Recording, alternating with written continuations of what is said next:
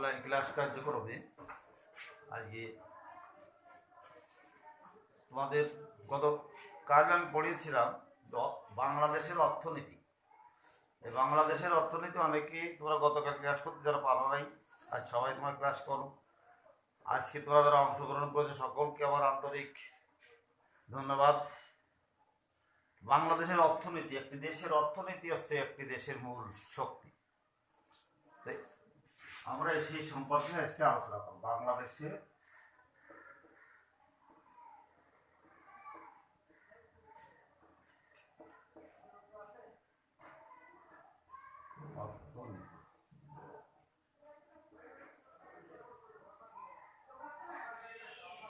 এর ভিতরে আমরা কাজ বলছিলাম বাংলাদেশের অর্থনীতি ধরে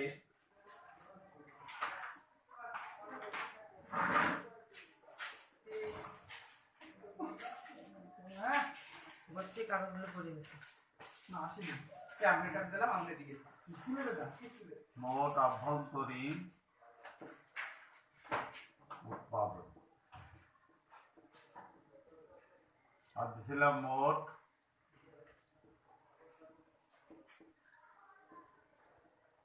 জাতীয় উৎপাদন।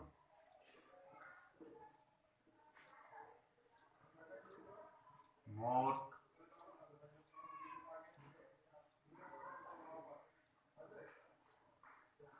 মাথাপিছু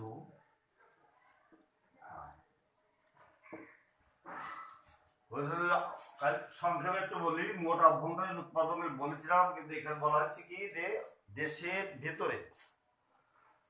ভিতরে যে উৎপাদনটা দেশের মানুষ বা বাইরের মানুষ দ্বারা দেশের ভিতরে যে উৎপাদনটা হবে সেটাকে আমরা বলবো দেশের মোট আভ্যন্তরীণ।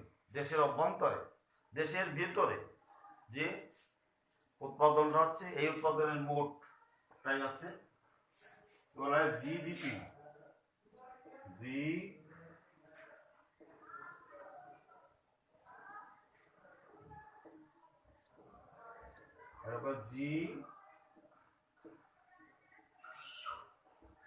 এন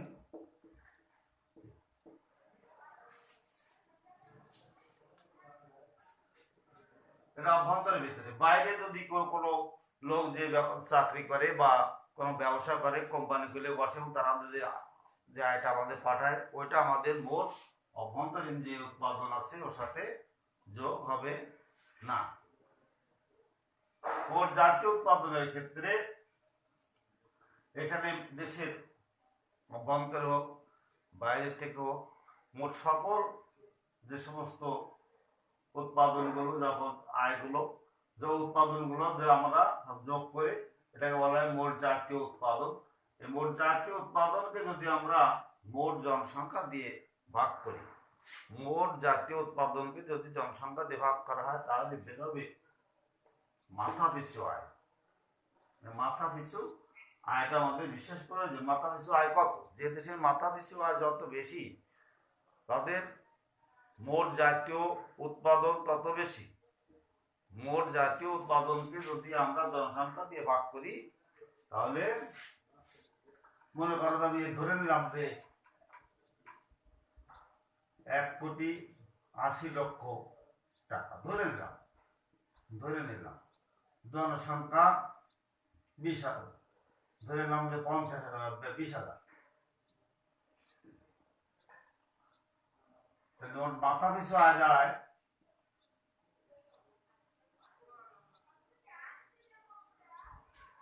9,000 টাকা। আমাদের বেশি, আমরা স্বাভাবিকভাবে ধরে নিচ্ছি ধরা জনসংখ্যা আর মোট জাতীয় উৎপাদন।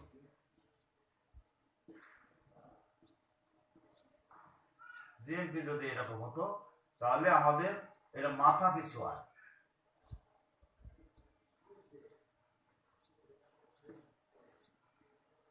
এই উৎপাদন যদি বাড়ে, মোট জাতীয় উৎপাদন যদি বাড়ে দেয়, এখানে 1,80,000 টাকা 2,80,000 হয়ে যায়। 28 14 দুগুণে 28, এই 14,000 টাকা হয়ে যায় মাথা পিছু আয়। তো এটা যত বাড়বে আমাদের গ্রস ন্যাশনাল প্রোডাক্ট যেটা এটা যদি বেড়ে যায় তাহলে কি হবে, আমাদের মাথা পিছু আয়ের পরিমাণও এখানে বৃদ্ধি পাবে। তো এই মাথা পিছু আয়ের ক্ষেত্রে বলছে আমাদের দেশ যত উন্নত হবে মাথা পিছু আয় তত বাড়বে, এটাই প্রয়োজন। মাথা পিছু আয় বৃদ্ধির জন্য আমাদের প্রচেষ্টা অব্যাহত আছে, আমরা উন্নত দেশের দিকে এগিয়ে যাচ্ছি। এরপরে আমরা আজকে আলোচনা করবো আমাদের মাথা পিছু আয় গ্রস ন্যাশনাল প্রোডাক্ট বৃদ্ধির ক্ষেত্রে কারা কারা বিশেষ ভূমিকা রাখে, কে কে বিশেষ ভূমিকা রাখে।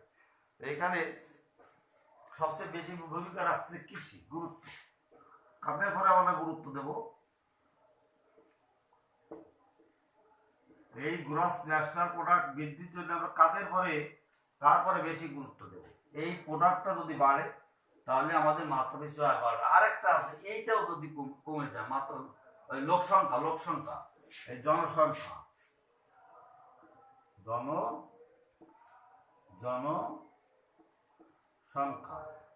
এইটা যদি কমানো যায়, নিয়ন্ত্রণে রাখা যায়, জনসংখ্যা যদি নিয়ন্ত্রণে রাখা যায়, জনসংখ্যা খুব করে বেড়ে না যায়, তাহলেও কিন্তু ওই মাত্রা পিছু আয় বেড়ে যায়। কারণ এইটা যদি কমে যায়, এটা 20,000 জায়গায় এটা যদি কমে 15,000 করা যায়, তাহলে এই বাদ করলে এই টাকা বেড়ে যাবে, মাথা পিছু আয়টা বেড়ে যাবে। সম্মত করে দুটো দিক হতে পারে, কিন্তু এই ন্যাশনাল প্রোডাক্ট আমাদের বাড়তেছে, এটা যত বাড়বে তত আমাদের মাথা পিছু আয় বৃদ্ধি পাবে। আমাদের দেশ আমরা উন্নতির দিকে যাব, আমরা উন্নত দেশের তালিকায় পৌঁছে যাবো ইনশাল্লাহ। তো সেটা এর গুরুত্ব কে কে বহন করে, মনে করো কৃষি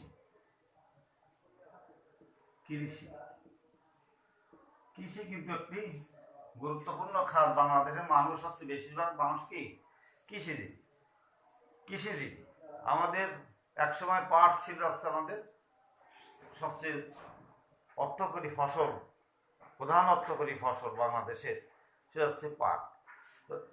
এখন আবার পাটের গুরুত্ব বাড়তেছে, কিন্তু সেটা আমাদের এখন চলে আসে পোশাক তো শিল্পে, পোশাক আছে শিল্প খাতে। তো যাই হোক, এখন হচ্ছে কৃষি, এখনো পর্যন্ত আমরা কৃষির দিক, কারণ কৃষি হচ্ছে অনেক কিছু। কৃষির ভিতরে আমাদের তরি তরকারি, মাছ, আমরা যা খাই, এই আমাদের ফসল, ধান, পাট, গম, সব এটা হচ্ছে কৃষির ভিতরে। কৃষির গুরুত্ব এখনো, কৃষির অবদান অনেক। আমাদের উন্নয়নের জন্য, মাথা পিছু আয় বৃদ্ধির জন্য কৃষি খুবই গুরুত্বপূর্ণ ভূমিকা পালন করে।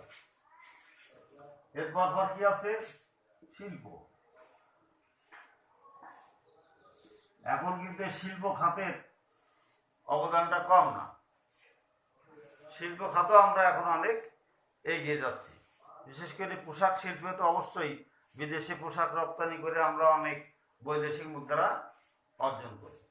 তো সেক্ষেত্রে শিল্প খুবই, অন্য শিল্প আছে, সব শিল্পই আছে।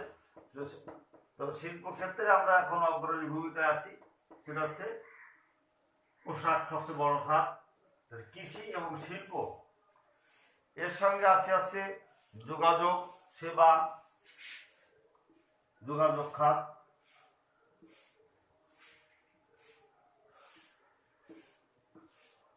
সেবা খাত। আমরা আগে কি বলছিলাম, তিনটা জিনিস একটা আবার আলোচনা করলাম, যে অভ্যন্তরীণ যে উৎপাদনটা, জাতীয় উৎপাদনটা এবং মাথা পিছু আয়টা। এই মাথা পিছু আয়টা বের করতে গেলে জাতীয় উৎপাদনকে আমরা আমাদের দেশের জনসংখ্যা দিয়ে যদি আমরা ভাগ করি তাহলে কত করে পড়ে মাথা পিছু আয়। অনেক উন্নত দেশের মাথা পিছু আয়ের সময় 1 লাখ 2 লাখ, তাই না? কিন্তু আমাদের তো ওই হারে মাথা পিছু আয় না, আমাদের তো কম। সেই জন্য আমাদের আরো উন্নতি করতে হবে, আমাদের গ্রস ন্যাশনাল প্রোডাক্ট এটা আরো বৃদ্ধি করতে হবে। এটা আরো যদি আমরা বৃদ্ধি করতে পারি তাহলে আমাদের মাথা পিছু আয় বেড়ে যাবে, আমরা একটা উন্নত অর্থনৈতিক অবস্থায় পৌঁছে যাব, অর্থনৈতিক প্রবৃদ্ধি হবে আমাদের অনেক বেশি। এই খাতগুলো বললাম কেন, এইসব খাতগুলো থেকে আমরা বর্তমানে এইসব খাতগুলো থেকে আমরা বর্তমানে যে সমস্ত আয় আসতেছে, যে উৎপাদনটা হচ্ছে, এর কারণে আমাদের মাথা পিছু আয়, আমাদের কারণ অনেক কিছু বেকারত্ব হ্রাস পাচ্ছে, অনেক কিছুই। এবার বাংলাদেশে মানব সম্পদ, বাংলাদেশের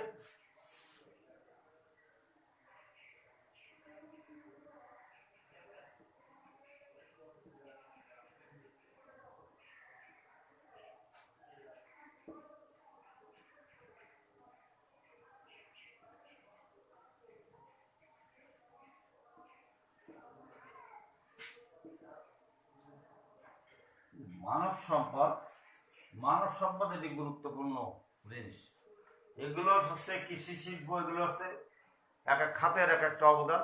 কিন্তু মানব সম্পদের ক্ষেত্রেও মানুষ যদি অশিক্ষিত থাকে, তারা যদি প্রশিক্ষিত না থাকে, তাদেরকে যদি আমরা সম্পদে পরিণত করতে না পারি, বাংলাদেশের মানুষকে যদি আমরা সম্পদে পরিণত করতে না পারি, তাহলে আমাদের কিন্তু পিছিয়ে পড়তে হবে।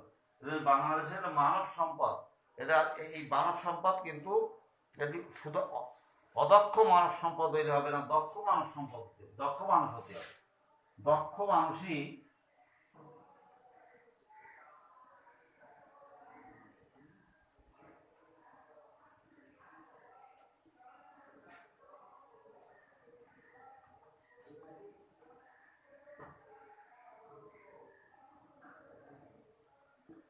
দক্ষ মানুষ মানব সম্পদ। দক্ষ মানুষ যখন মানব সম্পদ হবে, তাদেরকে কি করতে হবে? উপযুক্ত শিক্ষা শিক্ষিত হতে হবে। অদক্ষ মানব সম্পদকে আমরা কখনোই অদক্ষ মানুষকে আমরা কখনোই মানব সম্পদ বলে অদক্ষ মানুষকে আমরা কখনোই মানব সম্পদ বলে গণ্য করবো না। এখন দেখা যায় যে আমরা এটাকে ধরি না, বাড়িতে অনেক সময় দেখা যায় যে মা কাজ করতেছে, তোমার সংসারের অনেক কাজই করতেছে, কিন্তু এর একটা গণনার ভিতরে আসতেছে না, এটা প্রশিক্ষিত না। প্রশিক্ষিত মানব সম্পদ, শিক্ষিত মানব সম্পদ হতে হবে, শিক্ষিত মানুষ হতে হবে। এই জন্য শিক্ষা লাগবে, একটা উপযুক্ত শিক্ষা। শিক্ষা বলতে একটু উপযুক্ত শিক্ষা, উপযুক্ত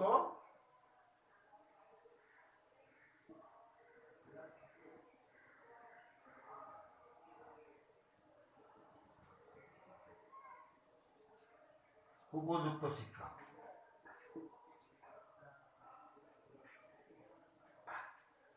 উপযুক্ত শিক্ষা আমাদের প্রয়োজন। পঞ্চম শ্রেণী পাস, সেও মানব সম্পদ হতে পারে। পঞ্চম শ্রেণী পাস করে কোনো বিষয়ের উপর প্রশিক্ষণ দিয়ে, যেমন মাছ চাষের পরে প্রশিক্ষণ দিলাম, গবাদি পশু চাষের পরে পালনের পরে আমার প্রশিক্ষণ দিলাম, তাহলে কি হলো? পঞ্চম শ্রেণী পাস করে, পঞ্চম শ্রেণী পাস করলেও কমপক্ষে পঞ্চম শ্রেণী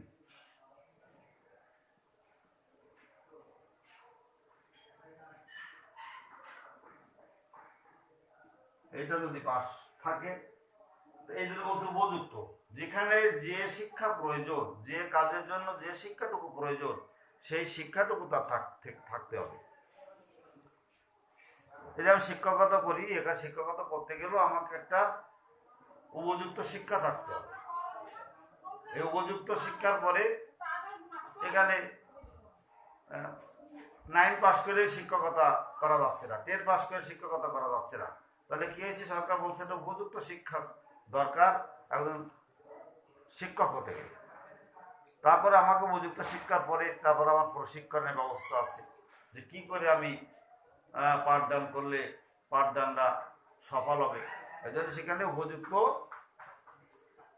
শিক্ষা দিলে আমাদের একটা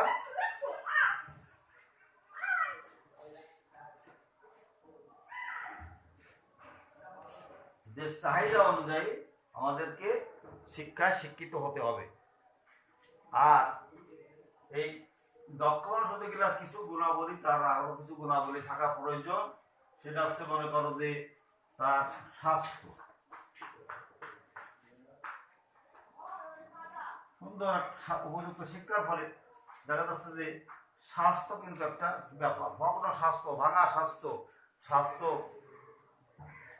দুর্বল, তারে দিয়ে কিন্তু বেশি কাজ করানো যায় না, বেশি উৎপাদন করানো যায় না, ফলে তাকেও মানব সম্পদে পরিণত করা কঠিন হয়ে যায়। শিক্ষা বললাম, শিক্ষা শিক্ষা ও এবার কারিগরি শিক্ষা, শিক্ষা ও কারিগরি শিক্ষা হাতে কলমে।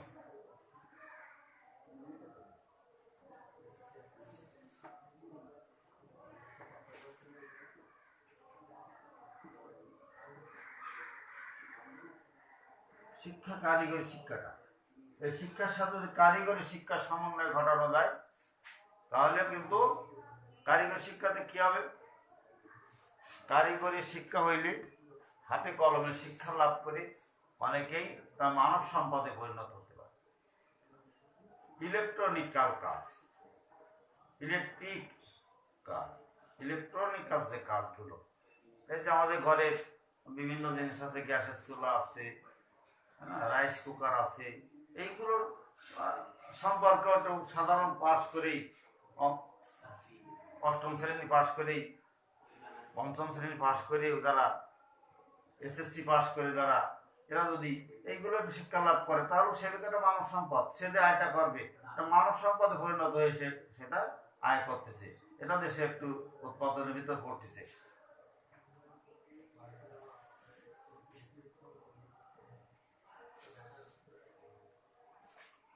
রোজ একটা দেশে অর্থনীতি কল্যাণমুখী হতে হবে, অর্থনীতিটা যদি কল্যাণমুখী হয় সেটা সবচেয়ে ভালো। এবার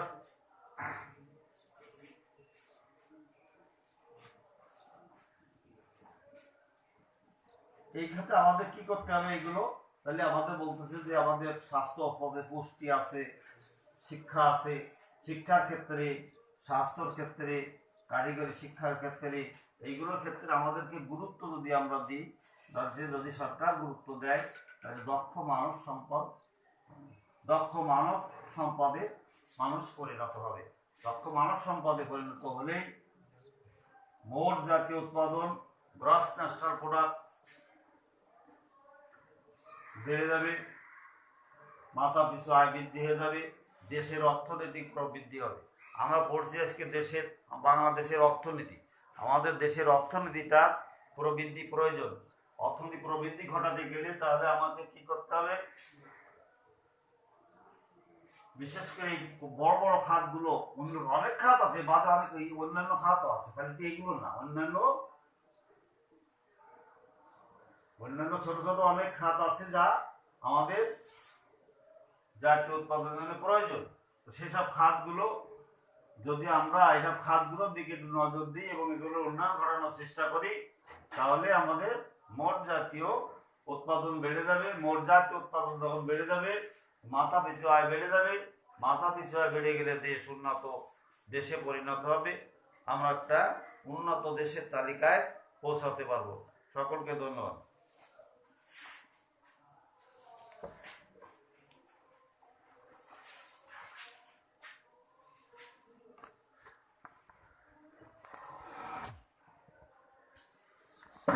রহিম সাহেব।